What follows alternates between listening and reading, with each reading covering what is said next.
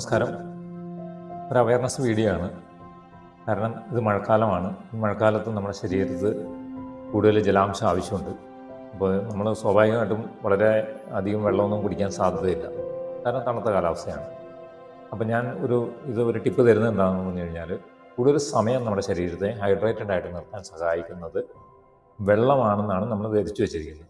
പക്ഷേ വെള്ളത്തേക്കാൾ കൂടുതൽ സമയം നമ്മുടെ ശരീരത്തിന് ജലാംശം പിടിച്ചു നിർത്താനുള്ള കഴിവ് പാലിനുണ്ട്. അതൊരു പഠനം നടത്തിയത് സ്കോട്ട്ലാൻഡ് സർവകലാശാല, അതായത് സ്കോട്ട്ലാൻഡിലെ ആൻഡ്രൂസ് സർവകലാശാലയാണ്. സെൻറ്റ് ആൻഡ്രൂസ് സർവകലാശാല നടത്തിയൊരു പഠനത്തിൻ്റെ റിപ്പോർട്ടുകളാണ് അമേരിക്കൻ ജേർണലിൽ വന്നാണ് അത് ന്യൂട്രീഷൻ സയൻസ് അവർ പ്രസിദ്ധീകരിച്ചിരുന്നു. അപ്പോൾ അതിനകത്ത് ഈ പാലിൻ്റെ ഒരു ഗുണം പറഞ്ഞു. പാലിനകത്ത് എന്തുകൊണ്ടാണ് പാലിന് സാധിക്കണമെന്ന് പറഞ്ഞു കഴിഞ്ഞാൽ, സ്വാഭാവികമായിട്ടുള്ള ഷുഗറുണ്ട്, അതുപോലെ തന്നെ പ്രോട്ടീൻ ഉണ്ട്, അതുപോലെ തന്നെ സാധാ കൊഴുപ്പുകളും ഉണ്ട് ഇതിനകത്ത്. അത് കൂടുതൽ സമയം ദഹനം നടത്താനായിട്ട് വെള്ളത്തേക്കാൾ കൂടുതൽ സമയം വേണം.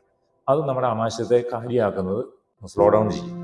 ആ സമയത്ത് ആവശ്യമുള്ള ശരീരത്തിൻ്റെ ആ ഒരു ബാലൻസ്, അതായത് വെള്ളത്തിൻ്റെ ബാലൻസ് നിലനിർത്താൻ കൂടുതൽ സമയം നിൽക്കും. അതായത് മണിക്കൂറുകളോളം വെള്ളത്തേക്കാൾ കൂടുതൽ ഹൈഡ്രേറ്റഡ് ആയിട്ട് നമ്മുടെ ശരീരത്തിൽ നിർത്താനായിട്ട് സഹായിക്കുന്നുണ്ട് പാല്. അപ്പോൾ ഇനി അതിൻ്റെ ഒരു ഘടകം പാലായിട്ടുള്ള വേറൊരു വ്യത്യാസം എന്താ പറഞ്ഞു കഴിഞ്ഞാൽ, പാലിന് നമുക്ക് മിനറൽസ് ആയിട്ടുള്ള സോഡിയവും അതുപോലെ തന്നെ പൊട്ടാസ്യം ഇതുപോലെയുള്ള സാധനങ്ങൾ ബോഡിയെ ജലാംശം നിലനിർത്താനായിട്ട് സഹായിക്കുന്ന അതാണ്.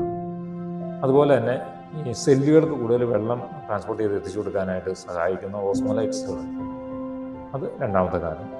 അപ്പം അത് നമ്മുടെ കൊഴുപ്പും ഈ പ്രോട്ടീനും അതുപോലെ തന്നെ സാധാ ഘടകങ്ങളും എല്ലാം ദഹനം സ്ലോ ഡൗൺ ചെയ്യുന്ന ആ സാഹചര്യത്തിലാണ് ഇതിങ്ങനെ ഇത്ര സമയം നമുക്ക് നീണ്ടു നിൽക്കാൻ സാധിക്കും. പക്ഷേ എല്ലാ സാഹചര്യത്തിലും അതിന് ആവശ്യമില്ല അങ്ങനെ സ്പെഷ്യലായിട്ടുള്ളൊരു അതായത് കൂടുതൽ കഠിനാധ്വാനമൊക്കെ ചെയ്തിട്ട് വരുന്ന സമയത്ത് വേണം. അതുപോലെ തന്നെ വയസ്സായ ആളുകൾക്ക് കൂടുതൽ ജലാംശം ആവശ്യമുണ്ട്. അതുപോലെ കുട്ടികൾക്ക്, അവർക്കൊക്കെ കൂടുതൽ സ്വാഭാവികമായിട്ടും ആവശ്യം വരും. അപ്പോൾ അതുപോലുള്ള ആ 3 കണ്ടീഷനിൽ ഉള്ളവർ ഇത് മെയിൻറ്റെയിൻ ചെയ്യുന്നത് നല്ലതായിരിക്കും.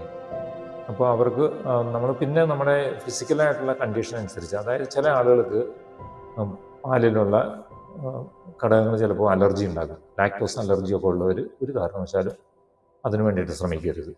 ഇത് സ്വാഭാവികമായിട്ട് ആരോഗ്യം മെയിൻറ്റെയിൻ ചെയ്യേണ്ട സമയങ്ങളിലും മാത്രം. അപ്പോൾ അതിന് വെള്ളത്തിന് പകരമായിട്ട് ഒരിക്കലും അത് പറ്റില്ല. വെള്ളമാണ് എപ്പോഴും ആവശ്യം തന്നെ. ചില കണ്ടീഷൻസിൽ നമുക്ക് ഈ പറഞ്ഞ പോലെ ഇത് അപ്ലൈ ചെയ്യാവുന്നതാണ്. അത് നമ്മുടെ ശരീരത്തിൻ്റെ കൂടുതലും നമുക്ക് സൗന്ദര്യം ഫീൽ ചെയ്യുന്നത് മുഖത്തൊക്കെയാണ്. അപ്പോൾ സൗന്ദര്യം നിലനിർത്തണമെന്ന് ആഗ്രഹിക്കുന്നവർ ഇതൊന്ന് ട്രൈ ചെയ്ത് നോക്കാം. പിന്നെ ബോഡിക്ക് വരൾച്ച, ശരീരം വരണ്ടു പോകാതിരിക്കാനായിട്ട് ജലാംശം കൂടിയേ കഴിയുള്ളൂ, അല്ലെങ്കിൽ വരണ്ട ചർമ്മം പോലുള്ള പ്രശ്നങ്ങളൊക്കെ ഉണ്ടാവും. അതുകൊണ്ട് നിങ്ങൾ സുന്ദരന്മാരും സുന്ദരിമാരൊക്കെ ആയിട്ടിരിക്കുക. കൂടുതൽ നിങ്ങളുടെ സാഹചര്യങ്ങളനുസരിച്ച് നിങ്ങളിത് പരീക്ഷിക്കുക, ബുദ്ധി ഉപയോഗിക്കുക, മുന്നോട്ട് പോകട്ടെ.